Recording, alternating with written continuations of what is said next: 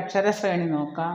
A D H M dash ഇവിടെ fill ചെയ്യുക. അതായത് എ കഴിഞ്ഞ് ബി സി രണ്ടക്ഷരം കഴിഞ്ഞാണ് ഡി.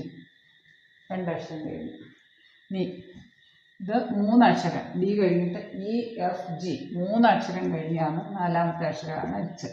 ഇനി എച്ച് കഴിഞ്ഞിട്ട് എത്ര വരെ എന്ന് നോക്കാം. ഐ ജെ കെ എൽ നാലക്ഷരം കഴിഞ്ഞിട്ട്.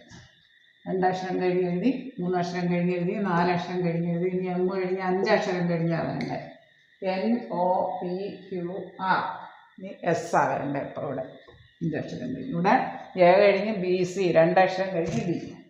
ഡി കഴിഞ്ഞ് എങ്ങനെയാണ് ഈ ശ്രേണി പോയേക്കുന്നതെന്ന് നോക്കണം. ഡി കഴിഞ്ഞ് ഇ എഫ് ജി മൂന്നക്ഷരം കഴിഞ്ഞ് എച്ച്.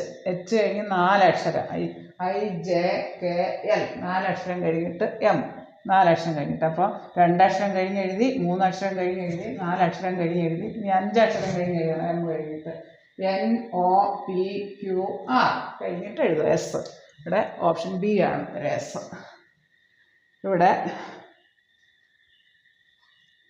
വവ്വൽസ് അക്ഷരങ്ങൾ vowels A E I O U അതിൽ ഇ ആണ് വിട്ടുപോയേക്കുന്നത്. ഓപ്ഷൻ എ ആണ് ഉത്തരം. ഇ ആണ് വിട്ടുപോയേക്കുന്നത്. സ്വരാക്ഷരങ്ങളാണ് A E I O. Z A Y B X C. ഇതെങ്ങനെയാണ് ഈ ശ്രേണി പോയേക്കുന്നത് നമുക്ക് നോക്കാം. Z A Y B X C. ആദ്യത്തെ അക്ഷരം നോക്കാം. ആദ്യം ഇസഡ് വൈ എക്സ് ബാക്കിലോട്ടാണ് പോയേക്കുന്നത്. ഓരോ അക്ഷരം ബാക്കിലോട്ടാണ് പോയേക്കുന്നത്. എക്സിന് തൊട്ട് മുമ്പുള്ള അക്ഷരം എഴുതണം. ഡബ്ല്യു. ഇസഡ് വൈ എക്സ് ബാക്കോട്ടാണ് പോയിരിക്കുന്നത്. ഇനി അടുത്ത അക്ഷരം നോക്കാം. A B C. ഇനി അപ്പോൾ അടുത്തത് ഡി വരും. A B C W D ആണ് ഉത്തരം. Option D W D. അതായത് ഇവിടെ Z A Y B X C. Z ബാക്കോട്ടാണ് പോയിരിക്കുന്നത്. Z Y X. ഇനി അതിന് മുമ്പുള്ള അക്ഷരം ഡബ്ല്യു. പിന്നെ എ ബി സി രണ്ടാമത്തെ അക്ഷരം പോയ ഇങ്ങനെ ഗ്രൂപ്പ് പോയേക്കുന്നത്. എ ബി സി അടുത്ത അക്ഷരം ഡി വരും.